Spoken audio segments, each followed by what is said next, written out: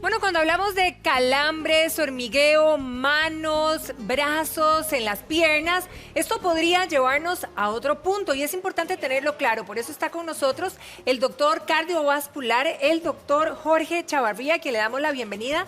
Doctor, muy buenos días, bienvenido. Días, muchas gracias. Doctor, ¿qué pasa cuando, por ejemplo, permanecemos muchísimo tiempo sentados, ¿verdad? Y con las piernas cruzadas y nos pasa, no sé, a la mayoría de nosotras las mujeres y de repente las piernas se nos adormecen por completo. Claro, esta es una de las consultas más frecuentes que nosotros tenemos en nuestro diario, ¿verdad? O sea, realmente los pacientes se quejan mucho de calambres, se quejan mucho de este tipo de dolores que no los dejan dormir, que no los dejan caminar y realmente el calambre en sí no es un síntoma. Nosotros realmente podemos definirlo como un dolor o una contracción muscular, que es lo que le genera al paciente, pero las causas pueden ser múltiples. En lo que vos me estabas preguntando con lo que es la cuestión de cruzar las piernas, sí. Básicamente, cuando las personas cruzan las piernas, estos nervios que vemos acá, que estos nervios vienen desde la columna vertebral, o sea, realmente de la columna vertebral y de la médula espinal. ¿Cuáles son los nervios? ¿Los que vemos? Los vemos en amarillo. Ok, todos los que están en amarillito. Correcto, esto que vemos acá, esto es el nervio ciático, por ejemplo, que nace desde la médula espinal y esto llega e inerva completamente toda la pierna. Entonces, ¿qué es lo que sucede? Cuando este nervio se ve comprimido, por ejemplo, cuando vos me decís que cruzas las piernas y estás comprimiendo el nervio, entonces empieza a generar una molestia. Puede ser una molestia que simple y sencillamente un adormecimiento o puede ser una molestia que puede ser dolor, como una quemazón o puede ser una contractura. Entonces esto es lo que nos conlleva a que la persona pueda sentir calambres. Lo mismo que pasa, por ejemplo, cuando nos quedamos dormidos y a lo mejor nos quedamos dormidos sobre el brazo. Muchas ¿verdad? veces. E igual sucede. Correcto, es muy frecuente que la persona, dependiendo de la posición que duerma, va a comprimir un nervio. Entonces esta compresión es cuando la gente se despierta en la noche asustado de que no puede mover la mano. Eso es porque por mucho rato que el nervio se quedó comprimido, no puede generar lo que el nervio, que es su función, o la función motora, que es mover la mano, contraer los músculos, mover el codo. Y hasta que el nervio se le quite esa presión, entonces empieza a mejorar nuevamente. Ahora, hemos mencionado situaciones cotidianas, ¿verdad? Que nos pueden pasar a todos, pero ¿en qué momento un síntoma de estos, como el que estamos mencionando y que usted lo denomina como síntoma, podría estar indicándonos que hay otra situación de fondo? Básicamente los calambres, como te decía, tienen muchas razones de ser. O sea, un paciente, por ejemplo, una persona deshidratada que simple y sencillamente caminó mucho, se deshidrató y aparte todo por el ejercicio, entonces en la noche puede sentir algún grado de calambres. Sin embargo, estos calambres al hacer reposo, al tomar un poco de líquido y demás, tienen que mejorar. El problema es cuando el calambre o la sensación de adormecimientos y demás en la pierna no se quita. O sea, cuando normalmente el personaje o la persona empieza a sentir esto de manera cotidiana y más bien no resuelve. Al no resolver, entonces esto lo que genera es como una duda de que algo puede estar pasando. Ahora, ese no resolver es una situación de un calambre o de un adormecimiento perenne por mucho rato o que es repetitivo. Constante. O repetitivo desde que el punto de vista que la persona, cualquier cosa que está haciendo y no tiene motivo de ser, lo esté presentando. Ahora, ¿qué podría estar escondiendo? Eso nos puede traducir muchas cosas. Por ejemplo, si volvemos a este dibujo, las hernias de disco, que es lo que la gente, por ejemplo, se queja mucho. ¿A dónde están las hernias de disco? Normalmente a este nivel, que es donde nosotros tenemos los discos intervertebrales, que esta es la columna vertebral, a nivel, en medio de estos discos intervertebrales, se encuentra un disco. Eso es lo que nosotros decimos que es la separación entre una vértebra y la otra. Cuando ese disco protruye, o más bien se sale del lugar donde debe estar, comprime la raíz nerviosa, que Yo es creo lo que no le está pintando, porque el que está pintando es el saco. Perdón. Entonces, hágalo más así, Doc. Vamos a cambiarlo acá. Ok. Ahí estamos, exacto. Entonces, cuando nosotros vemos este dibujo, por ejemplo, a este nivel deberían de estar los discos intervertebrales. Cuando hay una hernia de este disco, esto lo que genera es una compresión del nervio. Entonces, esa compresión del nervio es lo que el paciente de manera continua, o sea, todo el día empieza a sentir dolor, adormecimientos o inclusive una quemazón, que la gente siempre le dice a uno, es una sensación de una brasa, o sea, que es esta quemazón que tiene en la pierna. Entonces, ya eso nos traduce cuando no se quita o cuando es de manera constante que nosotros podríamos tener una lesión a este nivel. Ahora, ¿qué pasa? Porque cuando también hablamos que generalmente el adormecimiento, los calambres son en las extremidades, ¿verdad? Los sentimos en las manos, en los brazos, en las piernas, en los pies. Uno dice, ¿tiene relación con arterias y venas? O sea, ¿puede provocarlo también? Claro que sí, en algunos casos sí. Lo que pasa es que, por ejemplo, la gente que tiene varices o que tiene historia de insuficiencia venosa, cuando está mucho tiempo de pie o cuando está mucho tiempo sentado, por ejemplo, y cruza las piernas, lo que hablábamos, cuando pasa mucho rato esto disminuye que la sangre se devuelva. Entonces, por ende, se queda estancada un poco en la pierna. Es como ponerle un torniquete, por decirlo así. Claro. Entonces, esta acumulación de líquido de sangre en la pierna genera edema. Edema lo que quiere decir es acumulación de líquido. Y esta acumulación de líquido empieza a generar inflamación de las células del músculo y esto el paciente lo empieza a sentir como calambres, como adormecimientos y como pesadez. Pero volvemos a lo mismo. ¿Cuándo es normal? Cuando la persona descansa, pone las piernas para arriba, se alivia.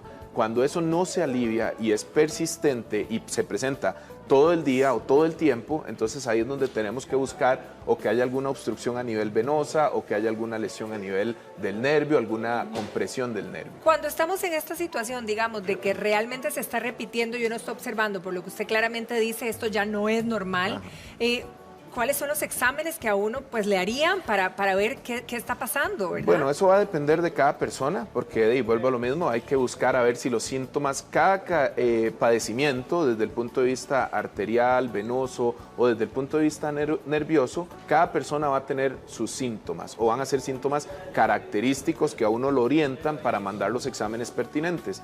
Si llegas con un síntoma, por ejemplo, de que es a nivel neuropático, entonces yo mando los estudios pertinentes para algún ¿Podría tener una relación con la neuropatía, doctor? Claro, porque más bien una compresión del nervio es lo que nosotros llamamos una neuropatía, porque ya tiene una lesión del, o sea, la lesión del nervio como tal es lo que nosotros llamamos neuropatía. Entonces esto genera... La presión del nervio. La presión del nervio. En cualquier punto del cuerpo. En cualquier punto del cuerpo. Entonces una neuropatía, por ejemplo, si tiene una hernia de disco que está comprimiendo el nervio ciático, entonces tiene una neuropatía del nervio ciático. Entonces, ahí es cuando dice la gente, tengo la ciática. Tengo la ciática. Popularmente. Eso es muy popular, que la gente dice que tengo una ciática. Entonces, en ese caso, cuando hay algún síntoma de compresión del nervio ciático, entonces nosotros tenemos cierta clínica. Por ejemplo, es el paciente que dice, me duele la espalda, me duele detrás del glúteo, se me va para la pierna, cuando camino siento mucho dolor. Entonces, eso nos traduce que es una o podría tener una neuropatía del nervio ciático. Mientras que, por ejemplo, el paciente que más bien te dice, no, yo amanezco bien, todo el día estoy de pie, pero en la tarde-noche empiezo a sentir calambres, adormecimiento, eso más bien nos traduce que podría tener algún grado de insuficiencia venosa, que es la parte circulatoria. Entonces, en este caso, tenemos que mandar los exámenes para descartar un problema circulatorio. Ahí es donde, digamos, las mujeres generalmente cuando ya tenemos cierta edad decimos, no, seguro estamos con problemas circulatorios. Correcto. Eso es lo que está usted refiriéndose en este momento. Correcto. Mucho que la gente dice problemas circulatorios es o porque te aparecen cierto grado de varices en las piernas, o lo otro es porque empiezan a sentir adormecimientos, calambres, inclusive pesadez. Entonces, cuando empiezan a sentir esos síntomas, las mujeres piensan que tienen un problema circulatorio. Ahora, aquí fluyen los nervios, nervios, circulación. El diagnóstico entonces vendría a ser una parte clínico y otra parte, digamos, con exámenes que usted crea convenientes. Correcto, porque lo que pasa es que muchas veces nosotros mandamos exámenes a veces o muchos médicos mandan exámenes sin examinar el paciente. Entonces, sí, exacto. A uno le dicen antes, vaya y hágase esta fila de exámenes. Y luego lo vemos. Sí. Y realmente lo ideal es mandar los exámenes enfocados a buscar algo. Entonces, ¿qué te quiero decir? Si estamos pensando en algo venoso, entonces yo tengo que examinarte si tenés varices, si no tenés varices, los síntomas que te decía, si amaneces bien, si los calambres son en la tarde, si son en la noche. La parte arterial, tengo que ver si tiene pulsos, si no tiene pulsos, si tiene ciertas características en las piernas que nosotros buscamos para pensar que puede tener un problema arterial. Luego en la parte neurológica, que es esta parte neuropática, si el paciente tiene adormecimientos y estos adormecimientos, bueno, con ciertas pruebas que nosotros le hacemos, hay alguna sospecha clínica de que puede tener una neuropatía, entonces mandamos los exámenes para estos pacientes enfocados en la clínica que este paciente presenta y no mandarle todo, porque digamos, es muy sencillo mandar los exámenes para algo arterial, venoso y neuropático y al final algo nos va a salir, pero la idea no es mandarle tantos exámenes porque perdemos mucho tiempo. Por supuesto. Ahora, en el caso de la gente que habla de una neuropatía diabética, ¿a qué se refieren? Ok, todos los diabéticos, lamentablemente el azúcar al mantenerse un poco alto, hay un proceso bioquímico a nivel de los nervios que lo que ocasiona es que el nervio empieza a perder la capacidad de transmitir el impulso nervioso. Recordemos que los nervios, por decirlo así, trabajan con electricidad y lo que hacen es transmitir un impulso nervioso a través del nervio que llega a la médula y esto llega directamente al cerebro. En los pacientes diabéticos esa capacidad de impulso de transmisión se va perdiendo.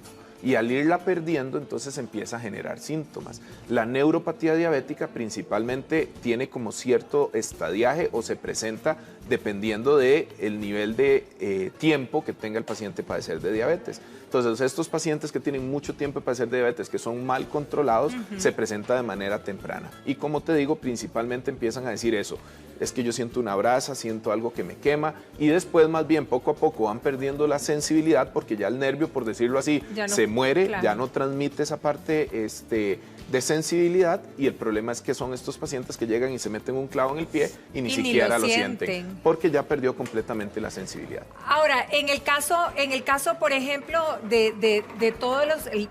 bueno, ya lo pinté. En el caso de todas las situaciones que usted mencionaba, ¿esto se puede corregir de manera inmediata? O sea, que una persona descanse de esos calambres y de esos adormecimientos inmediatamente casi, ¿o eso es un proceso? Va a depender del tipo de fondo que tiene el paciente. ¿Qué es lo que lo provoca? ¿Qué es lo que lo provoca? O sea, si el paciente, por ejemplo, tiene una hernia de disco, lamentablemente muchos de estos pacientes con terapia mejoran, pero muchos otros hay que operarlos, por ejemplo, para quitar esta hernia que tiene, porque si no le quitamos eso, la compresión sobre el nervio nunca se va a quitar.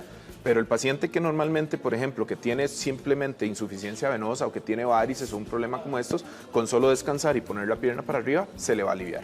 Ahora, ¿un paciente debería ir a consultar casi de manera inmediata, doctor, o qué? Porque mucha gente en la calle, ¿verdad? Suele pasar que le dicen a uno, no, si usted está con mucho calambre o qué sé yo, empiece a tomar magnesio, empiece a tomar tatá, empiece a tomar chachá, y uno básicamente espera meses para ver si hay un cambio. Uno de los casos principales de lo que es las síntomas de calambres es, por ejemplo, en los pacientes mayores empiezan a tener un problema, los que son diabéticos se les disminuye un poco el sodio, se les disminuye mucho el potasio y esto genera un poquitito de calambres a nivel de las piernas. Entonces, como te digo, no todo calambre traduce algo malo y en su gran mayoría son benignos, por decirlo así, o no traducen algo malo, pero situaciones aisladas, son digamos. Situaciones aisladas, pero sí es bueno que cuando la persona considere que esos calambres realmente están infiriendo o están interfiriendo en su modo de vida, realmente lo mejor es consultar porque aunque, como te digo, en su gran mayoría tienen una causa benigna de fondo, muchos otros nos pueden traducir algún tipo de problema que nosotros podemos ayudarle a corregir para que la persona se sienta mejor. Exacto, y no esperar a que las cosas se compliquen. Doctor, muchísimas gracias y con ese último mensaje hay que ir a atendernos si algo sucede o está diferente en nuestro cuerpo. Que pase un feliz día, doctor. Igualmente, muchas gracias. Muchas gracias. Don Ítalo.